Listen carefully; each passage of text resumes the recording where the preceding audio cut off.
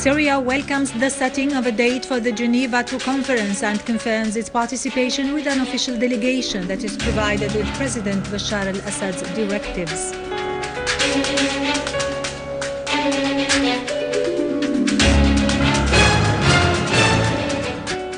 Lavrov affirms Geneva II will be held without preconditions.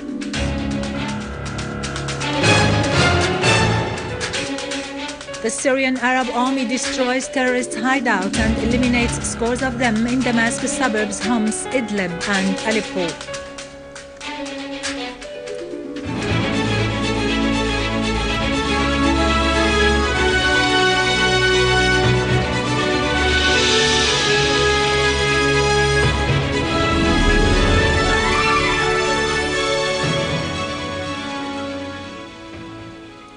Good afternoon, ladies and gentlemen. This is Yarado Krikorian with the news in English. An official source at the Foreign and Expatriates Ministry has expressed Syria's welcome of the UN Secretary-General Ban Ki-moon's step in setting January 22, 2014 as the date of the convention of the Geneva II Conference. Syria, the ministry says, reiterates its intention to participate with an official delegation representing the Syrian state, provided with the directives of President Bashar al-Assad, the President of the Republic, and conveying the Syrian people's demands, particularly regarding the elimination of terrorism.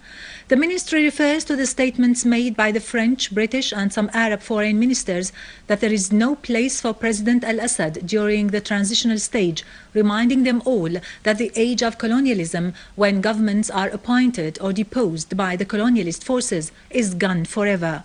If those sides insist on their illusions, the statement adds, then they should spare themselves the trouble of attending Geneva II, because the Syrian people would not allow anyone to steal their exclusive right to determine their own future and leadership, as the basis of Geneva is to meet the interests of the Syrian people only, not the interests of those who shed the Syrian blood. The Foreign Ministry asserts in its statement that the official Syrian delegation is going to Geneva not to hand over authority to anyone, but to work with those who are keen on the Syrian people's interests and who support a political solution to make Syria's future. The words and deeds of the stooges of the colonialist West, the Foreign Ministry stresses, do not deserve to be commented upon, as our people have rejected them after they had called for American military intervention in Syria and after shedding Syrian blood.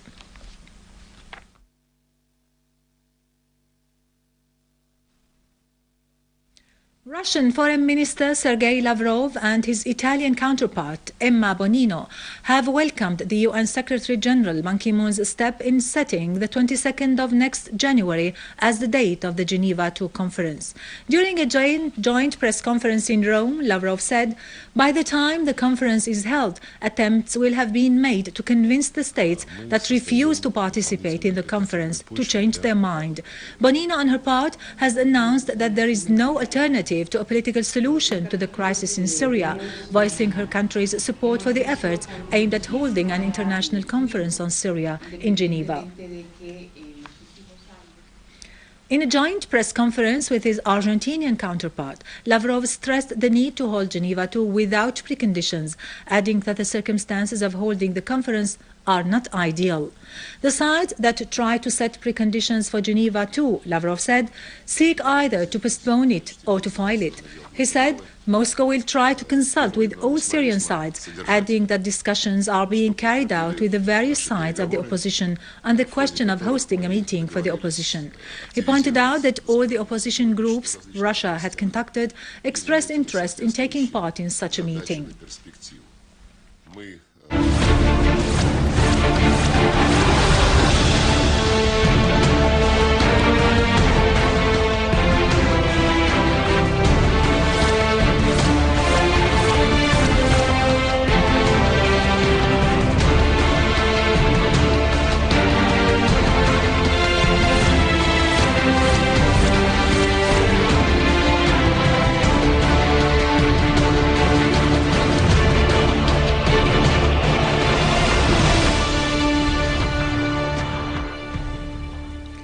Welcome back. In a series of a military operation against the terrorists in Damascus countryside, Syrian Arab army units maintained full control on the farms of Ain al-Bayda to the southwest of Qara after eliminating the last terrorist gatherings there, destroying their weapons and ammunition.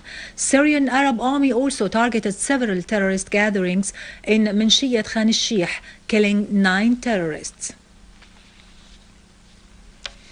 In eastern Ghouta, Syrian Arab army units killed many terrorists, including Abdel Ghafour Darwish, leader of the so-called Al-Qaqa battalion from Al-Nusra front in the town of Al-Nashabiyeh, where the Syrian Arab army tightly encircled the terrorists following the tactic of the battle, foiling all their attempts to infiltrate into some areas where they may open gaps to break the siege, despite their being heavily holed up in the area. An ammunition warehouse has been seized in Bayadir Nader in Damascus suburbs. The warehouse, which was used by terrorists in a farm, contained several mortar shells, missiles launching podiums, Israeli-made Lau rockets, Russian rifles, RPG shells, Israeli bombs, a compass, and large quantities of explosive devices to trap cars. The warehouse also contained highly dangerous chemical materials.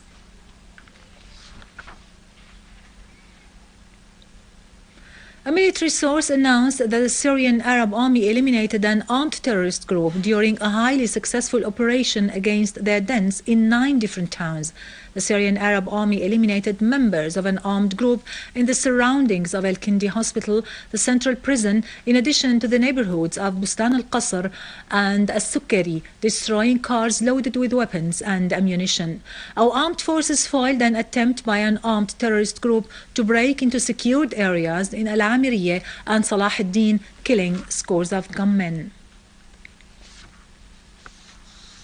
In Idlib, units of the Syrian Arab army targeted an armed terrorist group which was trying to dig a deep tunnel south of Al-Khansa school in Ma'arrat al-Nu'man, killing and wounding scores of them.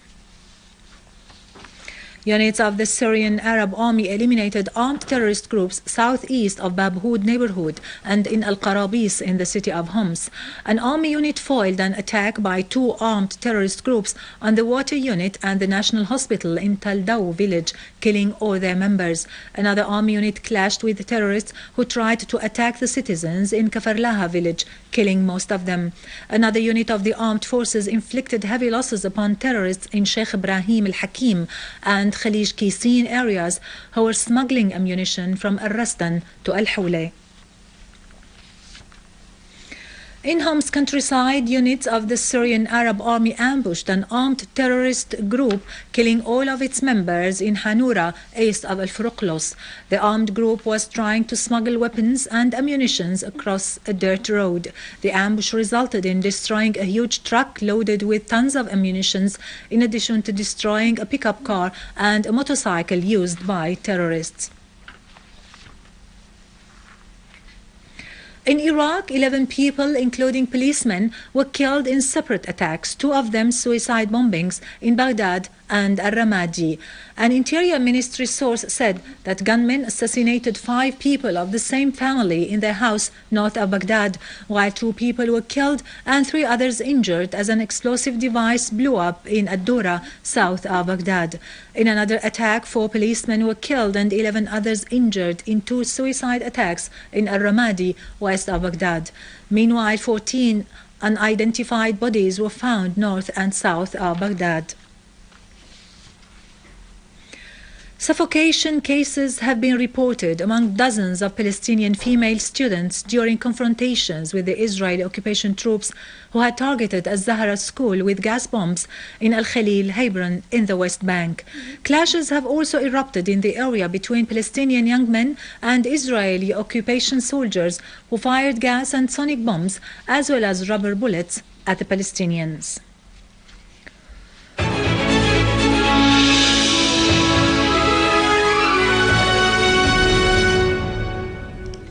Back to to our local news, the third Autumn Exhibition 2013 opened in Damascus today in Bassam Hamsho Secondary School with the participation of Minister of Culture, Dr. Lubana Mshaweh. More than 100 artists and painters took part in the exhibition, which presented modern techniques and styles in the field of visual art. Dr. Mshaweh stressed that the exhibition reflects the strong will of the Syrian artist to confront all difficulties by showing firm belief in the creative role of art in building societies.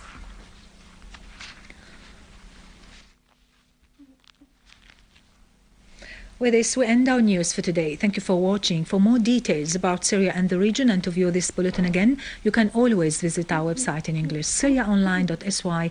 Now to latest business and market news with Vani Gunjan, but after a short break.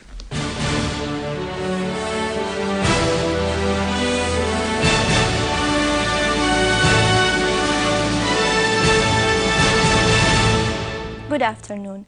The Ministries of Industry and Agriculture signed 2 memos of understanding in order to develop the organic farming according to international standards that aim at increasing the income of the organic farmers and producers. The Minister of Agriculture asserted that the importance of these memos to reduce the production costs in addition to producing organic products with high quality. On the other hand, the Minister indicated that the Ministry's plan includes cultivating 33,000 hectares organically and opening inspection centers for organic products.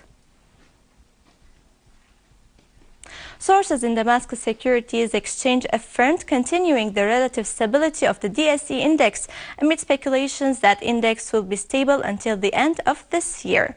The sources added that the DSE index was up 4 points despite slumping the value and bulk of the trading in the last session, as the listed companies' shares were also climbed. Furthermore, the total trading value reached about 8 million Syrian pounds, distributed on 52 deals.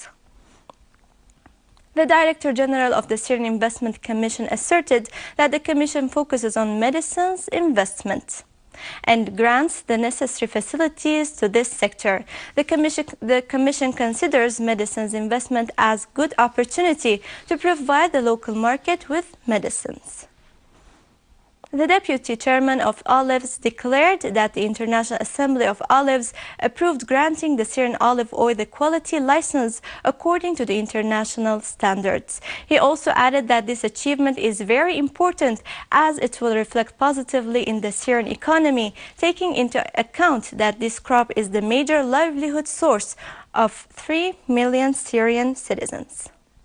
U.S. crude oil fell for a 4th day after industry data showed that the crude stockpiles rose for a 9th week in the U.S., while futures slid 0.3%.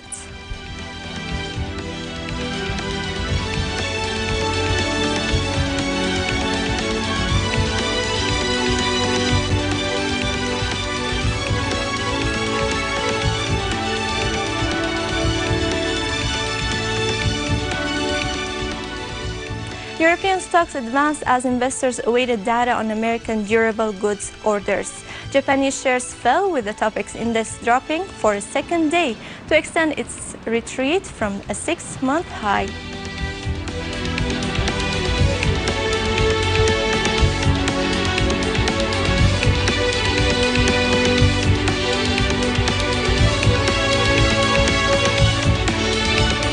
Gold traded little change on speculation that prices near a 4-month low may lure buyers. Investors assessed the timing of a reduction in stimulus by the Federal Reserve.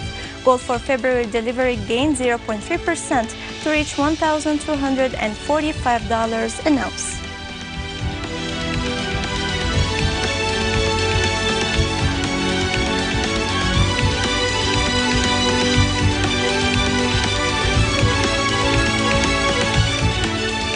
The dollar climbed against the yen before U.S. data forecasts to show durable goods orders fell, while consumer sentiment was higher than initially estimated, signaling a mixed recovery that may keep the Federal Reserve from reducing stimulus.